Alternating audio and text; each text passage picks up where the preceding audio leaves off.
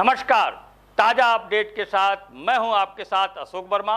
आप देख रहे हैं टीवी 20 न्यूज़। अपने अपने क्षेत्र की खबरें देखने के लिए बने रहिए मेरे साथ। अब शुरुआत करते हैं खबरों का सिलसिला।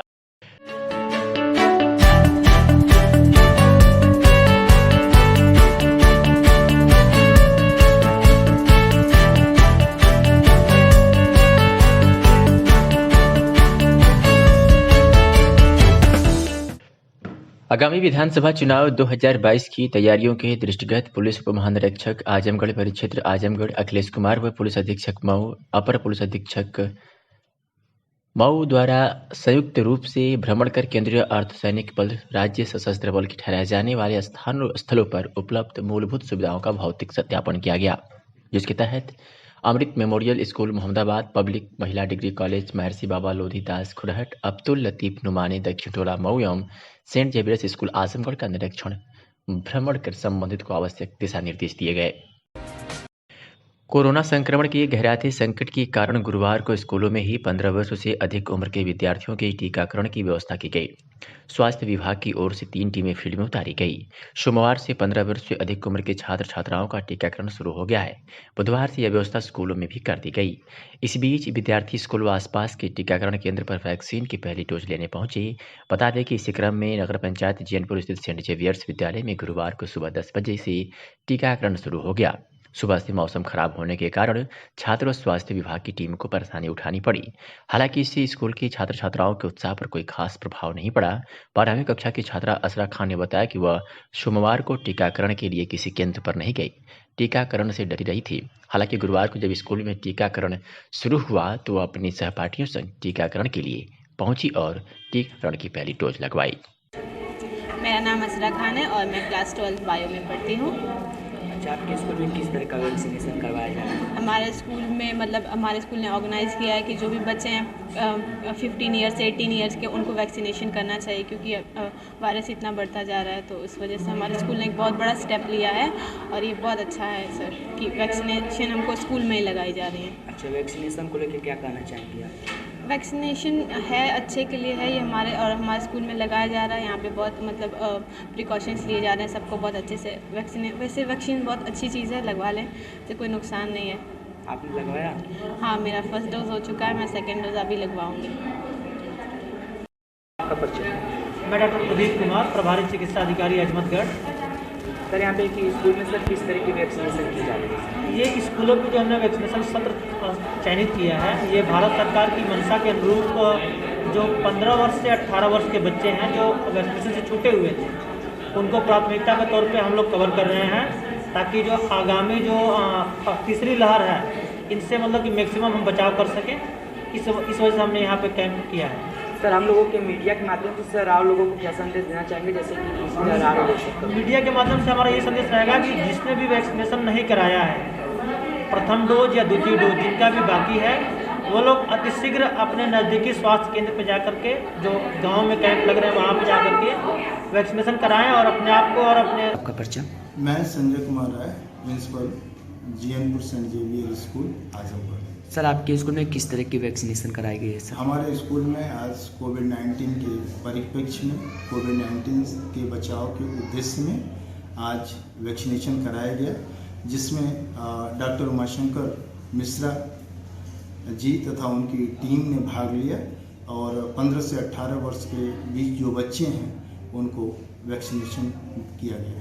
सर, और बच्चों को क्या संदेश देना चाहेंगे सर, और स्कूल वालों को सर क्या हम संदेश देना चाहेंगे? सारे बच्चों को, सभी स्कूल प्रबंधक को, सभी स्कूल प्रधानाध्यापकों को यही संदेश देना चाहूँगा कि वो इस भारत सरकार का जो मिशन है कोविड-19 को दूर भगाने का, उस मिशन के साक्षी बने, उस मिशन के गवाह बने और अधिक से अधिक संख्या में चाहे वो अपने स्कूल पे व्यवस्था करें या जो नज़दीकी प्राथमिक स्वास्थ्य केंद्र है वहाँ पे जाके टीकाकरण अभियान को कराएं। और सर, आजमगढ़ की निवासी अंशिका कानपुर में रहकर पढ़ाई कर रही थी, जो कि राष्ट्रपति के हाथों गोल्ड मेडल भी दिया गया था। लेकिन दुर्भाग्य है कि इस सरकार में बहन बेटियां सुरक्षित नहीं है। बहन को न्याय दिलाने के लिए आज सुखदेव पहलवान स्टेडियम आजमगढ़ में कैंडल मार्च निकालकर श्रद्धांजलि अर्पित की। समाजवादी योजना सभा के पूर्व प्रदेश कार्यकारिणी सदस्य लाजित क्रांतिकारी ने कहा कि यह सरकार सिर्फ बेटी बचाओ बेटी पढ़ाओ का नारा दे रही थी, इनका यह नारा पूर्ण रूप से फेल हो चुका है।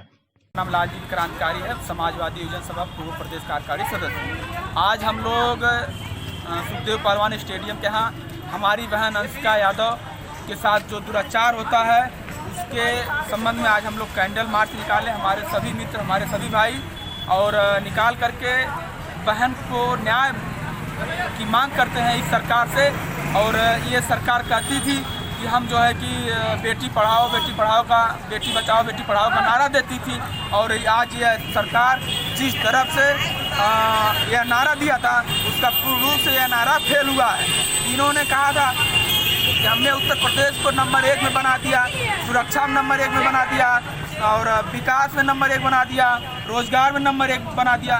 तो यहाँ के लोग और यहाँ के नौजवान सभी लोग ये कह रहे हैं कि नंबर 1 बनाए अगर हैं तो इन्होंने बलात्कार करने के श्रेणी में उत्तर प्रदेश को नंबर 1 बनाया है, इन्होंने बेरोजगारी में नंबर 1 बनाया है, इन्होंने नौकरी नहीं दिया उसमें 1 नंबर बना दिया, और अत्याचार में नंबर 1 बना दिया, भ्रष्टाचार में नंबर 1 बना दिया। हर एक क्षेत्र में इन्होंने नंबर 1 उत्तर प्रदेश को बनाने का काम किया है। न हमारी बहनें सुरक्षित, न हमारी माँ सुरक्षित, न हमारी बेटियां सुरक्षित, न हम सुरक्षित, कोई इस प्रदेश में सुरक्षित नहीं है। ये सिर्फ इन्होंने अत्याचार के अलावा और कुछ करने का काम नहीं किया है। यहाँ पे सिर्फ शोषण और हत्याएँ, बलात्कार, लूट, तमाम ये तो आम बात हो गई है इस प्रदेश में, उत्तर प्रदेश में। और कह रहे थे कि माफिया, गुंडा और जो भी बदमाश थे ये उत्तर प्रदेश छोड़ के चले गए। अगर उत्तर प्रदेश छोड़ के गए हैं तो ये रोज़ आए दिन कैसी ये घटनाएं हो रही हैं। ये लोग कौन लोग हैं जो, या तो ये इनके पार्टी के ही लोग होंगे, मुझको लगता है ये हत्या, बलात्कार, लूट करने में लगे हुए हैं। मैं सरकार से मांग करता हूं कि अगर इनको नहीं है तो ये जल्द से जल्द इस्तीफा देने का काम करें। आजमगढ़ में मतदाता जागरूकता एवं सहभागिता अभियान 2022 के अंतर्गत आदर्श बालिका इंटर कॉलेज जयनगर आजमगढ़ में मेहंदी प्रतियोगिता एवं मतदाता जागरूकता कार्यक्रम का आयोजन किया गया। इस अवसर पर आदर्श बालिका इंटर कॉलेज जयनगर आजमगढ़ की छात्राओं द्वारा मेहंदी प्रतियोगिता एवं मतदाता जागरूकता कार्यक्रम के माध्यम से मतदाताओं को जागरूकता का संदेश दिया गया। उत्तर प्रदेश में 2022 के विधानसभा चुनाव की तिथियों की घोषणा होते ही प्रत्याशियों के कामों की समीक्षा भी होने लगी है। ऐसे में जिले की गोपालपुर विधानसभा बहुत महत्व रखती है। बता दें कि गोपालपुर विधानसभा पर वर्तमान में सपा का कब्जा है और इसे सपा का परंपरागत सीट माना जाता है, परंतु इस बार जनता नेताओं की समीक्षा कर अपना मत देने में विश्वास जता रही है। ऐसे में जब टीवी 20 न्यूज की टीम रायपुर जुदा-खुर्द में पहुंची तो लोगों ने मुखर होकर अपनी समीक्षा रखते हुए मौजूदा विधायक से नाराज दिखे, जबकि स्थानीय ब्लॉक प्रमुख प्रतिनिधि पारसनाथ यादव के कामों और उनके स्वभाव की सराहना करते हुए उन पर विश्वास जताया। नमस्कार, मैं इस वक्त गोपालपुर विधानसभा क्षेत्र के जुड़ा-खुर्द ग्राम सभा में हूँ। मैं यहाँ इन लोगों से, यहाँ के वासियों से जानना चाहूँगा कि सरकार की जो योजनाएं हैं वो धरातल पे हैं या नहीं है, या यहाँ पे कुछ विकास हुआ है या नहीं है। इसके पूर्व में जो विधायक यहाँ रहे हैं उनका योगदान इस गांव के विकास में क्या रहा है या इस क्षेत्र के विकास में क्या रहा है, और यहाँ जो वर्तमान ब्लॉक महाराजगंज है उससे इनको कुछ विकास के कार्य मिल रहे हैं या नहीं मिल रहे। आइए हम जानते हैं। क्या नाम है आपका? मेरा नाम संतोष कन्नौजिया है। संतोष जी, यहाँ विधायक जी आते हैं? नहीं, कभी नहीं आते। विधायक जी कभी नहीं आते? कभी नहीं आते। कभी यहाँ कोई विकास कार्य को लेके या इस टाइप से कोई विधायक निधि से कोई काम हुआ ही नहीं यहाँ पे हमारे ग्राम सभा में कुछ होता। अच्छा, यहाँ ये बहुत बड़ा क्षेत्र है महाराजगंज ब्लॉक, यहाँ भी नवनिर्वाचित ब्लॉक प्रमुख हुए हैं जी। उनकी तरफ से इस गांव में कभी कुछ हो रहा है विकास कार्य? हाँ, हो रहा है उनकी तरफ से। आप उनको जानते हैं? हाँ, अच्छी तरीके से जानता हूँ उनको। क्या नाम है उनका? पारसनाथ यादव। अच्छा, वो इस गाँव में आए हैं कभी मिलने आप लोगों से, सुख दुख लेने? नहीं, आते हैं, आते रहते हैं। तो विकास कार्य भी पूरा कर रहे हैं? हाँ, कर रहे हैं, काम उनका हो रहा है, आ रहा है काम। यहाँ अभी जैसे देखने को मिल रहा है कि वो भी विधायकी का चुनाव लड़ना चाहते हैं, वो भी दावेदारी ठोक रहे हैं, उसके संदर्भ में आपका क्या कहना है? नहीं, लड़ सकते, कोई बात नहीं, उनको मिलेगा वोट भी मिलेगा, उनको सपोर्ट भी है यहाँ पे। उनका काम अच्छा है, अभी आए हैं, अभी तो चुनाव हुआ है, उसके बाद से उनका काम अच्छा हो रहा है यहाँ पे। हाँ प्रधान जी, आप भी यहाँ मौजूद हैं इस जगह पे, प्रधान जी, आपको ब्लॉक से कोई गिला शिकवा या विधायक से कोई बात कहनी है? विधायक जी से बात हमारी होती है, लेकिन उससे हमने मांगा 200 मीटर कार्य मांगा। हमारी रास्ता बहुत मेन रास्ता खराब है। जो रास्ता है एक ग्राम पंचायत दूसरे ग्राम पंचायत से जोड़ती है। इसके बाद उन्होंने कहा कि हमारी निधि खत्म हो गई, प्रधान जी सरकार बनने दीजिए, इंतजार करिए, हमारे पास है नहीं। इसको लेकर के आप ब्लॉक प्रमुख से मिले? जी हाँ, मिला था। ब्लॉक प्रमुख की तरफ से कोई आश्वासन या कोई चीज आपको मिला? आश्वासन हमको मिला है कि आपको काम दिया जाएगा, मार्क्स जितने दीजिए। ब्लॉक प्रमुख जी भी तो चुनाव लड़ना चाहते हैं विधायक की, बिल्कुल सहयोग रहेगा हम लोगों का ब्लॉक प्रमुख जी के साथ। जी, उनके कार्यकलाप से आप संतुष्ट हैं? संतुष्ट हैं। तहसील क्षेत्र के जैनपुर कस्बा निवासी ने तहसील पर पहुंचकर कब्जा रोकने की गुहार लगाई है। जानकारी के अनुसार विजय कुमार निवासी बाजार खास जैनपुर ने उप जिलाधिकारी सकड़ी गौरव कुमार को प्रार्थना पत्र देकर अराजी नंबर 11 आबादी जिस पर पूर्व से न्यायालय में मुकदमा लंबित है के उपरांत भी दबंग लोग तथ्यों को छिपाकर कब्जा कर रहे हैं। पूर्व में उप जिलाधिकारी के आदेश पर राजस्व टीम गठित कर बिना पैमाइश किए ही आबादी की जमीन पर कब्जा किया जा रहा है, जिसको लेकर सकड़ी तहसील पर गुरुवार को पहुंचकर प्रार्थना पत्र देकर कब्जा रोकने की गुहार लगाई। उन्होंने आरोप लगाया कि दबंग रेणु जायसवाल रात में भी दर्जनों लोगों के साथ कब्जा करने की नियत से पहुंचकर कब्जा करने का प्रयास किया, पर मौके पर 112 नंबर डायल के उपरांत कब्जाधारी फरार हो गए। वहीं गुरुवार को भी उनके द्वारा कब्जा करने के प्रयास को लेकर आज सकड़ी तहसील पर पहुंचकर पीड़ित व्यक्ति ने कब्जा रोकने की गुहार लगाई है। मैं विजय कुमार सना बालरूम बदनवाल जैनपुर कस्बा निवासी हूँ। अच्छा, क्या मामला है, क्या सकड़ी तहसील पे आए? मेरा एक पीछे का आबादी का ज़मीन है जिसको न्यायालय में विचाराधीन है। कुछ दबंग किस्म के लोगों ने कई बार कब्जा करने की कोशिश की। आज रेणु जायसवाल ने अपने कुछ लोगों के साथ आकर कब्जा करने की नीयत से आए, जिस पे न्यायालय में मुकदमा है, 4 मुकदमा जिसमें चल रहा है। अच्छा, यहाँ आप किससे मिलने आए हैं? मैं यहाँ पे SDM महोदय से मिलने आया। अच्छा, क्या चाहते हैं आप? मैं एक इंसाफ चाहता हूँ। अच्छा, ठीक है, धन्यवाद।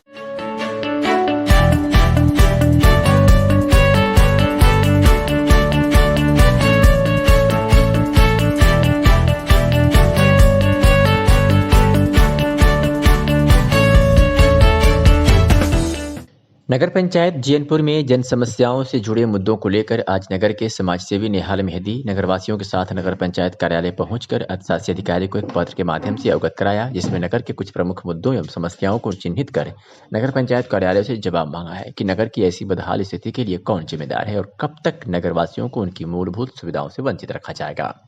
पत्र में कुल 19 बिंदुओं की मांग रखी गई है, जिसे तत्काल नगर हित में करवाया जाना अति आवश्यक है। समाजसेवी नेहाल मेहदी ने क्या कुछ कहा, सुनिए। आज आपने नगर पंचायत जैनपुर की समस्याओं को लेकर जैनपुर में ज्ञापन दिया है, क्या है प्रमुख मामला, बताइए। देखिए, ऐसा है कि नगर पंचायत जैनपुर में कस्बे में समस्याओं का अंबार होता चला जा रहा है और जिस पर कोई कार्रवाई नहीं की जा रही है। हर गली, हर मोहल्ले, हर वार्ड में स्थिति बिल्कुल दयनीय हो गई है।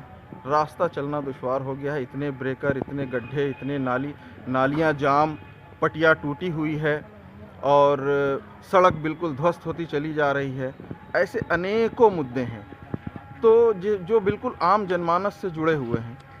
एक आम जनमानस, एक आम नागरिक अपनी सुविधाओं से पूरी तरह से इस समय वंचित हो गया है। तो ऐसे तमाम मुद्दे पूरे नगर पंचायत के हमने चिन्हित किए हैं और वो हमने कुल 18-19 बिंदु है, जिस पे आज हमने एक ज्ञापन एक अधिशासी अधिकारी को दिया है कि आप, और उनसे विस्तृत बात हुई है कि ये जैनपुर की जन समस्याएं हैं और इस पे आप क्या कर रहे हैं इसको पढ़िए और इस पे आश्वासन दीजिए कि ये समस्याएं कब पूरी होंगी। क्या आश्वासन? आश्वासन उन्होंने तो ऐसा कुछ नहीं दिया, क्योंकि वो कह रहे हैं कि हमारे पास बजट नहीं है और ये नहीं है, दुनिया भर की बातें जो मतलब जो सर से उतरने वाली बात नहीं है कि बजट नहीं है। भाई बजट नहीं है तो और दूसरे काम हो रहे हैं, ठीक है, गेट बन रहा है और ये दुनिया भर के काम हो रहे हैं तो उसके लिए पैसा आ रहा है। बहरहाल वो सब उनका अपना व्यक्तिगत है नगर पंचायत का। हमारी मांग ये है कि नगर वासियों के साथ अन्याय ना हो। नगर के जो जितने भी मुद्दे हैं जो इस ज्ञापन में हमने दिए हैं, मैं आपको इसकी एक कॉपी, इसकी एक प्रति मैं आप लोगों को दे दूंगा, मीडिया वालों को, और आप लोग इसको पढ़ के इसको जो है इसको प्रकाशित कर सकते हैं। नवागत जिलाधिकारी उत्तराखंड रानीखेत के मूल निवासी हैं। खबर आजमगढ़ से है, जहां नवागत जिलाधिकारी अमृत त्रिपाठी ने आज कोषागार आजमगढ़ में कार्यभार ग्रहण किया। जिलाधिकारी ने कक्षा 12 तक की शिक्षा केंद्रीय विद्यालय BSc कुमाऊं विश्वविद्यालय रानीखेत उत्तराखंड एवं MSc JNU दिल्ली से शिक्षा प्राप्त किया है। नवागत जिलाधिकारी 2008 बैच के IPS अधिकारी हैं। इन्होंने अपनी नौकरी की शुरुआत बतौर उप जिलाधिकारी जमनिया गाजीपुर से की। नवागत जिलाधिकारी जनपद झांसी, प्रतापगढ़, सीतापुर, बागपत, शाहजहांपुर में जिलाधिकारी के पद पर कार्यरत रहे हैं एवं प्रमुख सचिव, सचिवालय, प्रशासन, वित्त, हार्टिकल्चर में कार्य कर चुके हैं। नवागत जिलाधिकारी ने मीडिया बंधुओं से कहा है कि शासन की चलाई जा रही जन कल्याणकारी योजनाओं को प्राथमिकता के आधार पर संचालित की जाएगी एवं लॉ एंड ऑर्डर से कोई समझौता नहीं किया जाएगा। इसके साथ ही नवागत जिलाधिकारी ने कहा कि कोरोना हम सभी के लिए चिंता का विषय है। प्रदेश में कोविड-19 की तीसरी लहर का आगमन हो चुका है, इसलिए हम सभी को कोविड-19 के गाइडलाइन का 100% अनुपालन करते हुए अपने हितों को ध्यान में रखकर टीम के रूप में और कोरोना से लड़ाई लड़ने की जरूरत है। कोरोना से जितना ज्यादा हो बचाव करें, इसके लिए मास्क, सैनिटाइजर एवं सोशल डिस्टेंसिंग का अनुपालन करना सुनिश्चित करें।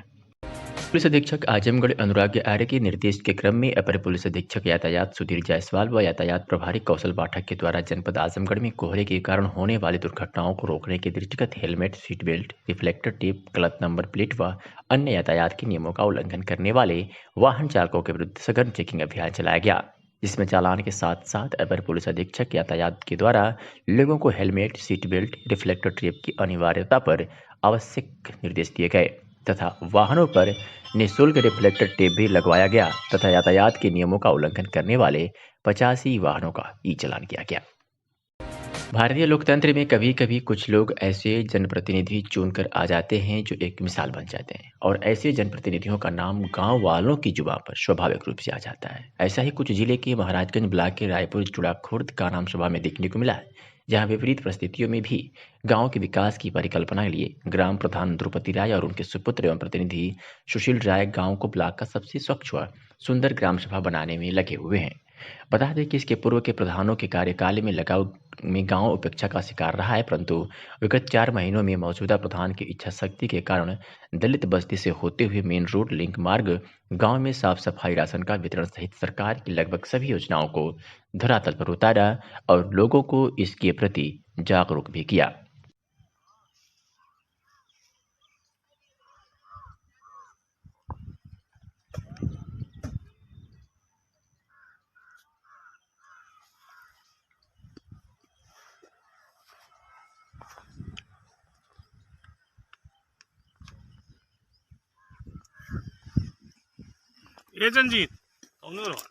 प्रधान जी, कुछ दिन पहले यहाँ विवाद हुआ था इस चक्रोट को लेकर के जी, तो आप थाने तक मामला गया, उस पे क्या निर्णय लिया गया? लेखपाल साहब नाप के दे दिए हमको, हैं बताए हैं कि 2 कड़ी अभी और दक्षिण जाएगा। अच्छा अच्छा, लेकिन अभी कोतवाल साहब कुछ इस पर निर्णय नहीं लिए हैं। अच्छा जी। आज विधानसभा क्षेत्र गोपालपुर के बालवरगंज में संजय यादव, जिला पंचायत सदस्य कप्तानगंज को समाजवादी योजना सभा का प्रदेश सचिव मनोनीत किए जाने पर आयोजित स्वागत समारोह में पूर्व मंत्री विधायक नफीस अहमद कार्यक्रम में शामिल होकर शुभकामनाएं दी है। तो खबर आपको आजमगढ़ से दिखाए हैं, जहाँ विधानसभा क्षेत्र गोपालपुर के बालवरगंज में संजय यादव को समाजवादी योजना सभा का प्रदेश सचिव मनोनीत किया गया है। विगत कुछ दिन पहले थाना तरवा में दंपत्ति की हत्या का मुख्य वांछित अभियुक्त और 50,000 का इनामी बदमाश आज पुलिस मुठभेड़ में गिरफ्तार कर लिया गया। उसके पास एक निषिद्ध पिस्टल, 4 खोखा कारतूस, 2 जिंदा कारतूस व एक मोटरसाइकिल भी बरामद की गई है। मामले में क्या कुछ कहा पुलिस अधीक्षक आजमगढ़ ने, सुनिए।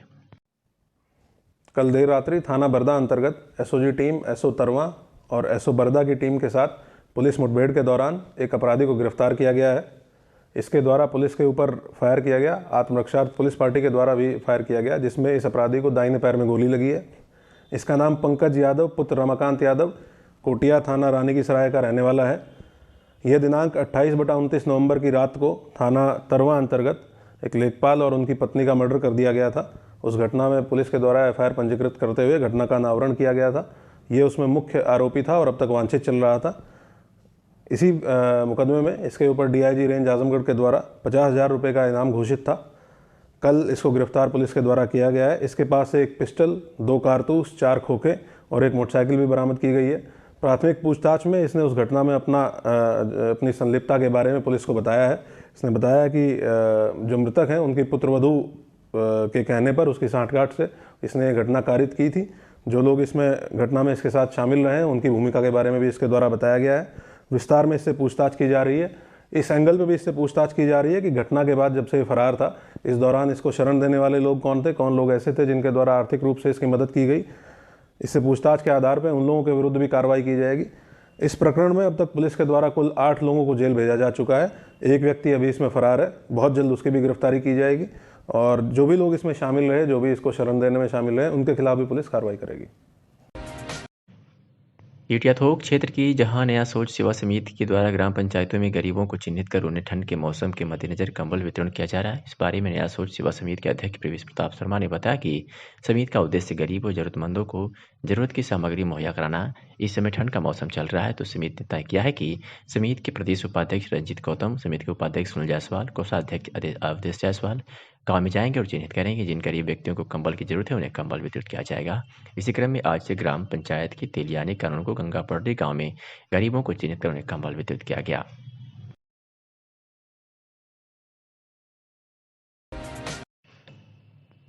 आजमगढ़ में उत्तर प्रदेश किसान सभा के आह्वान पर आज कलेक्ट्रेट में प्रदर्शन करते हुए एक ज्ञापन जिलाधिकारी के माध्यम से महामहिम राज्यपाल को प्रेषित किया गया। पत्रकारों से हुई बातचीत में उत्तर प्रदेश किसान सभा के इम्तियाज बेग ने कहा कि हम ज्ञापन के माध्यम से मांग करते हैं कि MSP की खरीद की कानूनी गारंटी दो।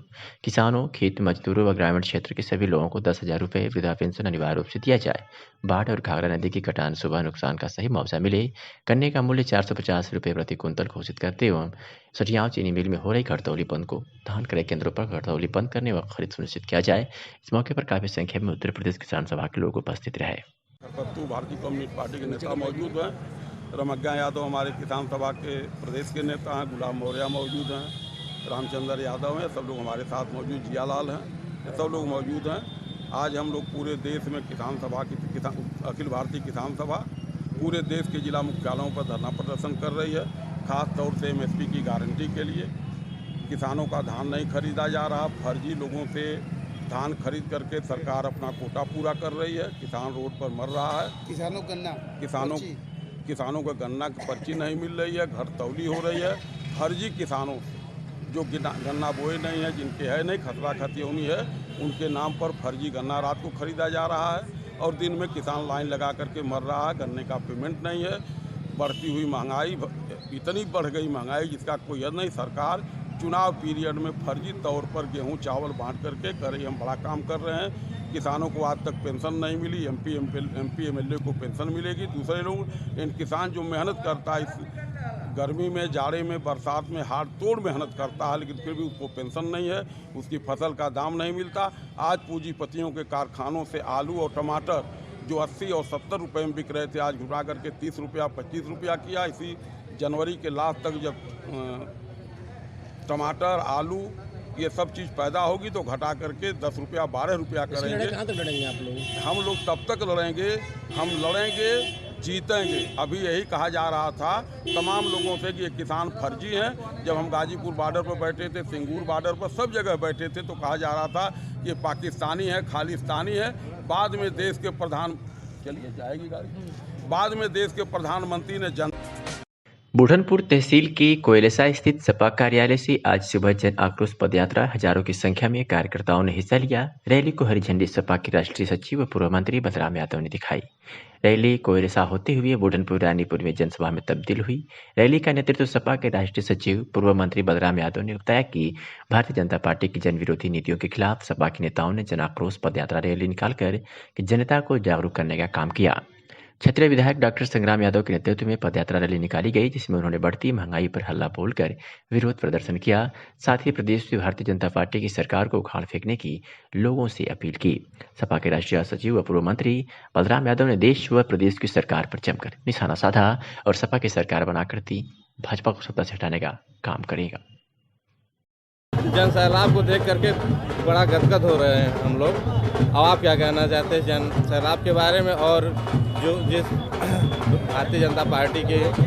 देखिए, भारतीय जनता पार्टी से आज हर वर्ग ऊब चुका है। चुनाव की तारीखों के ऐलान का इंतजार कर रहा है। भारतीय जनता पार्टी ने उत्तर प्रदेश को हर क्षेत्रों में पीछे ढकेलने का काम किया है। चारों तरफ लूट मची है। आज नौजवान ठगा महसूस कर रहा है, किसान अपने आप को ठगा महसूस कर रहा है, बेरोजगारी बढ़ती चली जा रही, चरम पर है। महंगाई का ये आलम है कि लोग आज किस तरह से 2 जून रोटी का इंतज़ाम कर पा रहे हैं वो आप भली भांति जान रहे हैं। तो आज चारों तरफ समाज में चारों तरफ घोर निराशा का वातावरण है। ऐसे में लोग इंतज़ार कर रहे हैं माननीय अखिलेश यादव का। माननीय अखिलेश यादव जब उत्तर प्रदेश के मुख्यमंत्री थे तो उन्होंने उत्तर प्रदेश को आगे बढ़ाने का काम किया। हर क्षेत्रों में जहां उन्होंने तकनीकी शिक्षा के क्षेत्र में काम किया, वहीं बहनों को कन्या विद्या धन दे करके आगे बढ़ाया, लैपटॉप दे करके उनके सुनहरे भविष्य को संवारने का काम किया। जो किसान खेतों में काम करते दुर्घटना का शिकार हो जाता था, ऐसे किसानों के 5 लाख रुपया किसान दुर्घटना का दिया। फिर इलाज मुक्त करने का काम किया। फिर कैंसर, अंतर्राष्ट्रीय स्तर का कैंसर अस्पताल बनाया। आजमगढ़ में चारों तरफ सड़कों का जाल बिछाया। समाजवादी पूर्वांचल एक्सप्रेस वे बनाया। तो सठियाओं में चीनी मिल बनाया। हमारे क्षेत्र में समधी में डिग्री कॉलेज बनाया। कलहोरा पे पुल बनाया। मकराहा में राजकीय पॉलिटेक्निक कॉलेज बनाया। अतरौलिया में अस्पताल बनाया। तो आप चारों तरफ देखते होंगे सड़कों का जाल बिछाया गया। बिजली के नए बिजली के कारखाने बनाए, जिसके कारण आज किसान को बिजली मिल पा रही है। और वहीं पर आज आप देखते होंगे भारतीय जनता पार्टी के समय में आज किसान पैसा देने के बावजूद लाइन में लगा हुआ है और उसे खाद नहीं मिल पा रही। खाद के लिए दिन भर वो दुकानों का चक्कर काट रहा है। कहते हैं कि दमदार सरकार है। अगर दमदार होती तो ऑक्सीजन के अभाव में लोग दम कैसे तोड़ देते। दवाइयों रेमडेसिविर इंजेक्शन की कालाबाजारी हुई, लोग अस्पताल में भर्ती नहीं हो पाए। तो इनको तो शर्म आनी चाहिए। तो ये अब ज़बरदस्ती बतियाते हैं। कुछ मीडिया समूह को मिला करके जनता की आंख में धूल झोंकना चाहते हैं। वो पूंजीपति मीडिया हो, आप लोग नहीं है, वो पूंजीपति मीडिया है। आप देखे होंगे छापा पड़ा था कानपुर के व्यापारी के यहाँ, तो उसका रिश्ता जोड़ रही थी सपा से। और जैसे ही सपा के अध्यक्ष ने प्रेस किया, उसका दूसरे दिन से सब कुछ खत्म हो गया। तो ये ऐसे लोग हैं, जालिम हैं, बर्बर हैं, लुटेरे हैं।